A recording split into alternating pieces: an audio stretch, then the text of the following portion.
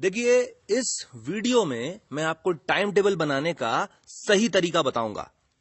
मैं आपको वो तरीका बताऊंगा जो बड़े बड़े प्रोफेशनल, बड़े बड़े एथलीट्स इस्तेमाल करते हैं और टाइम के साथ साथ अपना प्रदर्शन या अपनी प्रोडक्टिविटी बढ़ाते चले जाते हैं। अब देखिए, आमतौर पर टाइम टेबल हम लोग तब बनाते हैं जब हमारे नंबर्स कम आते हैं और पापा गुस्से में आकर एक टाइम टेबल बना देते हैं। वो इस तरह का दिखता है। उसके बाद हम लोग इस टाइम टेबल को फॉलो करने की कोशिश करते हैं। एक हफ्ते तक भी चला लिया तो बहुत है, 8वां दिन कभी भी नहीं होता। उसके बाद फिर ये जो टाइम टेबल है ये दिवाली तक लगा रहता है और दिवाली पर जब पुताई करना होती है तो फिर इसको हटा देते हैं।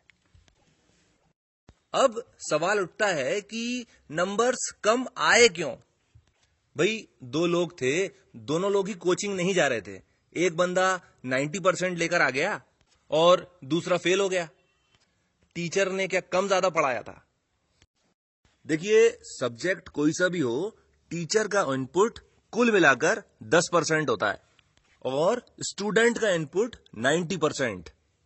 यानी टीचर कितना भी खराब क्यों ना पढ़ाता हो, 90% हमेशा आपके हाथ में होता है। भाई, एक स्टूडेंट था, वो गया गुरुजी के पास, बोला मुझे धनुर्विद्या सिखा दो। गुरुजी ने मना कर दिया। तो उस स्टूडेंट ने क्या किया कि एक मूर्ति बनाई और वो गुरुजी जब भी सिखाते थे तो वो छुप छुप कर सीखता था और जो कुछ भी सीखता था उसकी अंधाधुंध प्रैक्टिस करता था। और उसने इतनी ज्यादा प्रैक्टिस करी कि जिस स्टूडेंट को गुरुजी खुद सिखाते थे उसके अंदर इंफीरियोरिटी कॉम्प्लेक्स आ गया। एकलव्य की बात हो रही है। अब ये जो कहानी है ये हमारे टीचर ने हमें मोटिवेट करने के लिए सिखाई थी कि देखो, लोगों के पास रिसोर्सेज नहीं होते, पर देखो वो छुप छुप कर सीख लेते हैं और इतनी ज्यादा प्रैक्टिस करते हैं कि उसके अंदर अपना अलग ही मुकाम बना लेते हैं। ये चीज तो सही है, पर जो कहानी का जो सबसे ज्यादा जरूरी हिस्सा है वो कभी भी नहीं बताते। वो कभी भी नहीं बोलेंगे आपसे कि एकलव्य ने धनुर्विद्या इसलिए सीखी क्योंकि एकलव्य का धनुर्विद्या में जबरदस्त इंटरेस्ट था। सारी दुनिया एक तरफ, मुझे केवल धनुर्विद्या सीखने को मिल जाए, मुझे और कुछ चाहिए ही नहीं। तो अगर आप एकलव्य की कहानी चिपका रहे हो तो आप पहले मुझे मेरी पसंद का सब्जेक्ट भी तो दो। मतलब कोई ऐसी चीज जिसके अंदर मेरा जबरदस्त इंटरेस्ट हो। इस बात की संभावना 99% है कि जो आपने सब्जेक्ट चुना है आपका उस सब्जेक्ट के अंदर कोई इंटरेस्ट ही ना हो। और इसीलिए जो सबसे ज्यादा परेशानियां जो मैं सुनता हूं वो ये होती है कि सर, पढ़ाई में मन नहीं लगता। पढ़ाई में मन इसलिए नहीं लगता क्योंकि तुम्हारा इंटरेस्ट ही नहीं है उस सब्जेक्ट के अंदर। भाई, किताब खोल के मैं 4-4 घंटे तक बैठा रहता हूं और मेरे दिमाग में कुछ घुसता ही नहीं है। बताओ सर, मैं क्या करूं? अब एक चीज ये भी समझ लीजिए कि ज्यादातर स्टूडेंट्स के साथ है ना धोखा होता है। अब मेरे साथ ही धोखा हुआ। अपना एग्जाम्पल बताता हूं। जब मैं 10th क्लास में था तो मैथ्स और साइंस की किताबें बहुत खूबसूरत थी, बहुत अच्छे से उन्होंने कॉन्सेप्ट समझाए हुए थे और मेरे नंबर्स भी बहुत अच्छे आ गए 10th क्लास में, मैथ्स और साइंस में। अब जब मैं 11th क्लास में गया तो ये 750 पेज की किताबें रख दी। बोले ये इनऑर्गेनिक केमिस्ट्री, ये ऑर्गेनिक केमिस्ट्री और ये इंडस्ट्रियल केमिस्ट्री, ये फिजिक्स है, ये अप्लाइड फिजिक्स है और ये प्रैक्टिकल फिजिक्स है। मैथ्स के अंदर अजीब अजीब से साइंस आ रहे हैं, कुछ समझ में ही नहीं आ रहा है। यानी अगर 10th क्लास की किताब की बात करूं तो 250 पेज के अंदर मैथ्स और साइंस पूरी, और 12th क्लास में केवल केमिस्ट्री की एक किताब, modern ABC of chemistry, 727 page की। सरासर धोखा हो गया यार। क्या सोचकर आए थे, ये क्या निकल रहा है? ये ईमानदारी से बोल रहा हूं, मुझे कुछ भी समझ में नहीं आ रहा था। अब ये वाली बात अगर मैं जाके अपने पापा से बोल देता कि साहब यहां तो कुछ संपट ही नहीं बैठ रहा, तो पापा लोगों का एक रटा रटाया जवाब होता है, बेटा मेहनत करो। चलो कोई बात नहीं, मम्मी से बोल के देखो। अब मम्मी से बोल के देखो तो मम्मी ऐसी नजरों से देखती हैं जैसे कि भाई हम उनको वृद्धाश्रम छोड़ने जा रहे हो। अगर आपका पढ़ाई में मन नहीं लग रहा है, इसका केवल एक मतलब है कि वो जो सब्जेक्ट है आपको इंटरेस्ट नहीं करता है। अब आप चाहे कितनी भी पढ़ाई कर लो, कितनी भी कोचिंग चले जाओ, आप उस सब्जेक्ट के अंदर कुछ भी अचीव नहीं कर पाओगे। सबसे पहला स्टेप जो है वो यही है कि अगर आपको किसी सब्जेक्ट में इंटरेस्ट नहीं है, किसी सब्जेक्ट को आप पढ़ रहे हैं और आपको समझ में नहीं आ रहा है, तो आप सबसे पहले ये करो कि उस सब्जेक्ट से निजात पाओ। सबसे पहले पापा से जाके बात करके देखो। पापा अगर स्ट्रिक्ट हैं तो क्या करो, फिर मम्मी के कान भरो। फिर भी नहीं माने तो क्या करो, टर्मिनल, हाफ ईयरली और फाइनल तीनों में फेल हो जाओ। बेईमानी ये करना है कि जैसे ही पापा ऑफिस से आने वाले हो तुरंत किताब उठाकर पढ़ने बैठ जाओ। रही कसर तो सुबह 4 बजे उठ के पढ़ने बैठ जाओ। अब जब तुम फेल होगे ना तो पापा तुमसे ये नहीं कह पाएंगे कि बेटा मेहनत करो। अब पापा खुद ही बोल देंगे कि बेटा जो सब्जेक्ट भी चुनना है वो तुम चुन लो, जो भी तुम्हें समझ में आ रहा है बेटा वो कर लो। 1 साल तो बेकार होगा, पर जिंदगी बेकार हो उससे अच्छा 1 साल की बलि दे दी जाए। अब यहां पर मैं आपको एक चीज बताना चाहता हूं और आप इसको बहुत ध्यान से समझिए। देखिए, ज्यादातर लोगों को नहीं मालूम होता कि उन्हें पसंद क्या है। भाई आपने कोई सब्जेक्ट ले लिया और ऐसा होता है कि भाई थोड़े समय तक तो अच्छा लगा, 1-2 साल तक अच्छा लगा, आप उसके अंदर अच्छे मार्क्स भी लेकर आ पा रहे थे, पर जैसे जैसे पढ़ाई आगे बढ़ती जाती है चीजें जो है वो कठिन होती चली जाती हैं। अब जैसे जैसे चीजें कठिन होती जाती हैं तब हमें समझ में आता है कि यार वाकई में मेरा इस सब्जेक्ट के लिए एप्टीट्यूड है कि नहीं है, वाकई में मेरा इस सब्जेक्ट को लेकर कोई इंटरेस्ट है कि नहीं है। लोग 1-1 लाख रुपए की कोचिंग कर लेते हैं, यानी अपने बच्चों को 6th क्लास से भेज देते हैं कि भैया 6 साल का कोर्स करेगा ये पूरा पूरा, जब तक 12th में निकलेगा तब तक इसका लेवल इतना हो जाएगा कि ये IIT निकल लेगा। और इस मेथड की सबसे बड़ी खराबी यह है कि एक 6th क्लास के बच्चे को मालूम ही नहीं होता कि उसको जिंदगी में करना क्या है। भाई तुम्हें मालूम था क्या? जब मैं 6th क्लास में था तब मैं कलेक्टर बनना चाहता था, और जब मेरी ग्रेजुएशन खत्म हो रही थी तो मेरा यह था कि अगर 2-3 हजार की नौकरी भी मिल जाएगी ना तो मैं कर लूंगा। सपना मेरा तब भी कलेक्टर बनने का ही था, पर मुझे मेरी औकात मालूम चल चुकी थी। पूरी समस्या की जड़ जो है वो ये है कि हमें शुरू से नहीं मालूम कि हमें क्या सब्जेक्ट पसंद है, हमें क्या करना चाहिए तो हम सबसे बेहतर करेंगे। सबसे बड़ी समस्या यही है। अगर ये मालूम चल जाए कि आपका पोटेंशियल किस चीज में है, किस चीज में आपका इंटरेस्ट है और आप किस फील्ड में जाओगे तो धमाके कर दोगे। फिर तो आप वही करो।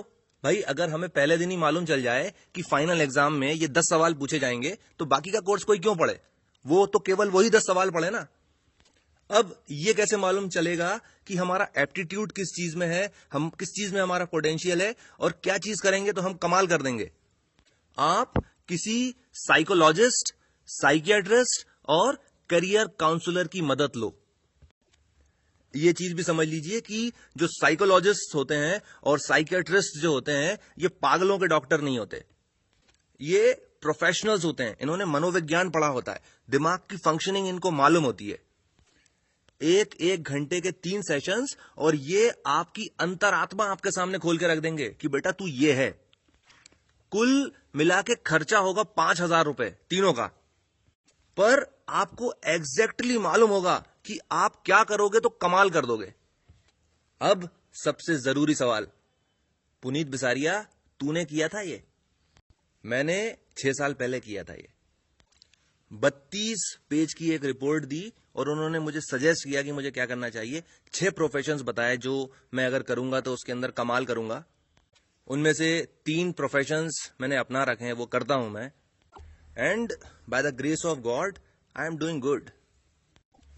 वापस एकलव्य पर जाते हैं। देखिए, एकलव्य को मालूम था कि उसका किस चीज में इंटरेस्ट है। अगर आपको नहीं मालूम तो आप 4-5 हजार रुपया खर्चा करो और फिर जो भी चीज आपको समझ में आए उस फील्ड का जो टॉप व्यक्ति है उसकी मूर्ति बनाओ, यानी कि उसको रोल मॉडल बनाओ। मेरे कमरे में APJ कलाम साहब का फोटो लगा हुआ है।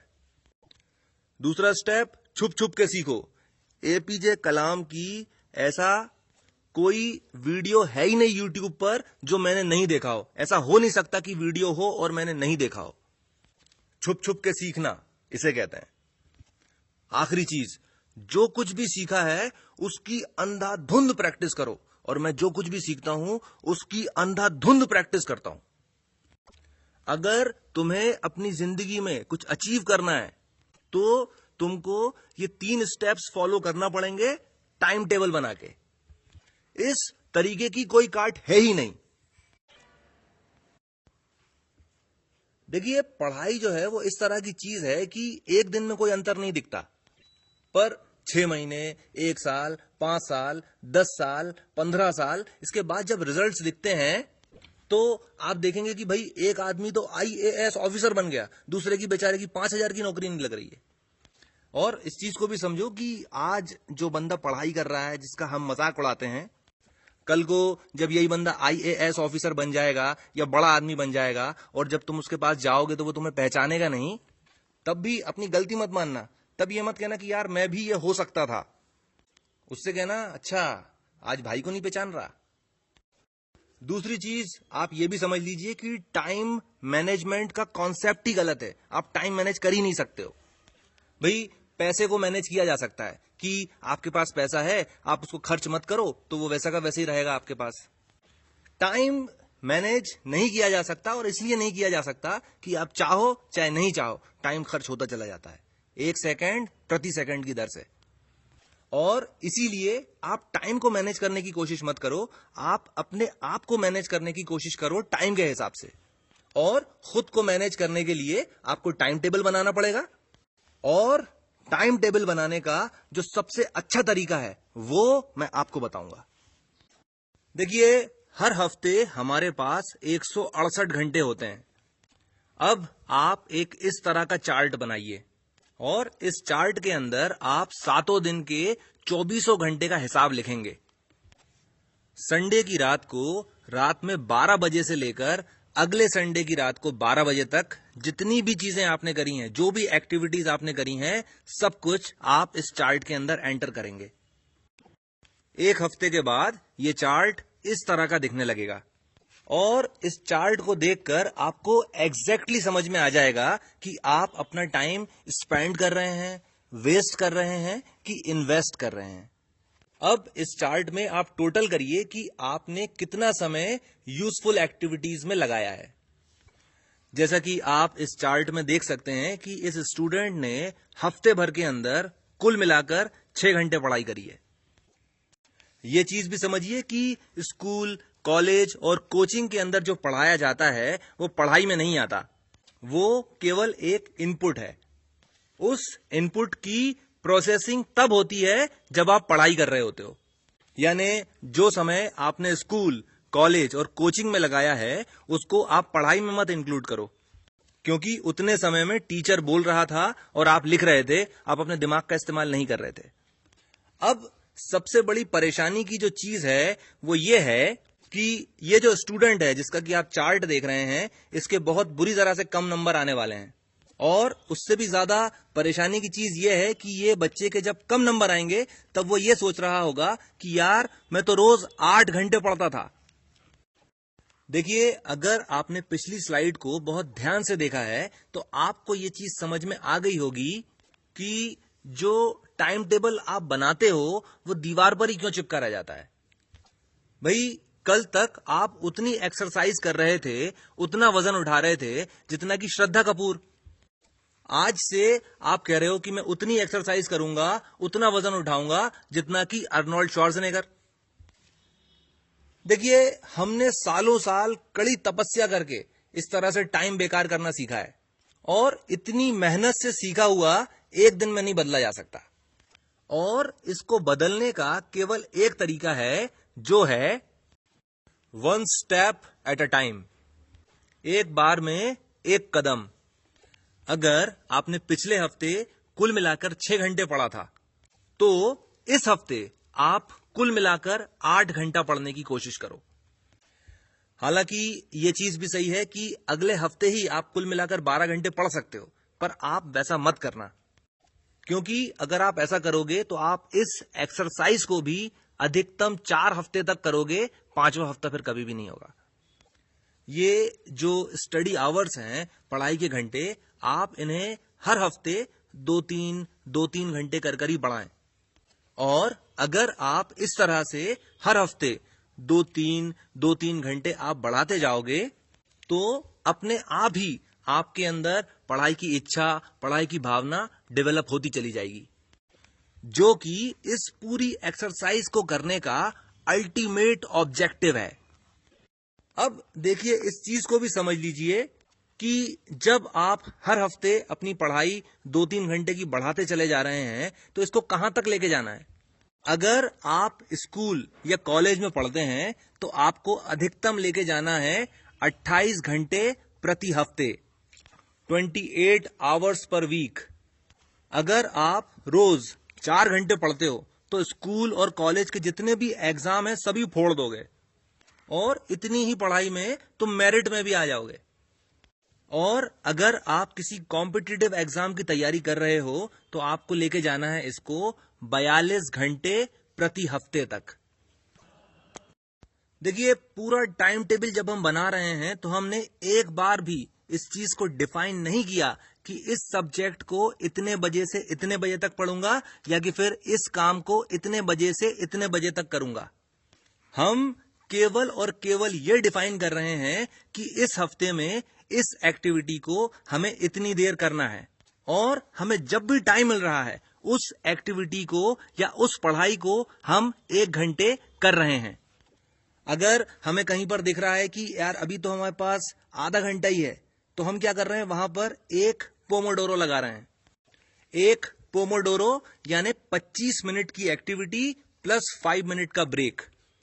यानी हमें जब भी मौका मिल रहा है हम समय चुरा रहे हैं और उसे अपनी पढ़ाई में लगा रहे हैं। हम केवल इतना चाहते हैं कि इस हफ्ते जो मेरा पढ़ाई का टारगेट है उतना टारगेट मैं कर लूं। अगर हम अपना टारगेट फ्राइडे तक खत्म कर लें तो फिर सैटरडे और संडे को हम किताब को हाथ भी नहीं लगाएंगे। दूसरी चीज आप ये भी समझ लीजिए कि जो सैटरडे और संडे होता है ये असल में आराम के लिए नहीं होता है। भाई, पूरे हफ्ते में जहां जहां पर भी जिस जिस काम में भी आप पिछड़ गए थे उन सभी चीजों को सैटरडे और संडे को कवर करना चाहिए। सबसे आखिरी चीज, अब मैं आपको बताता हूं कि आपको पढ़ाई का स्केड्यूल किस तरह से बनाना चाहिए। दिन की शुरुआत आप सुबह 4 बजे से करो और 4 बजे से लेकर 8 बजे तक आप पोमोडोरो टेक्निक के 8 सर्किट पूरे कर लो। यानी 25 मिनट की पढ़ाई और 5 मिनट का break is equal to 1 pomodoro circuit. ऐसे 8 सर्किट और आपकी आज दिन भर की पढ़ाई पूरी हो चुकी है।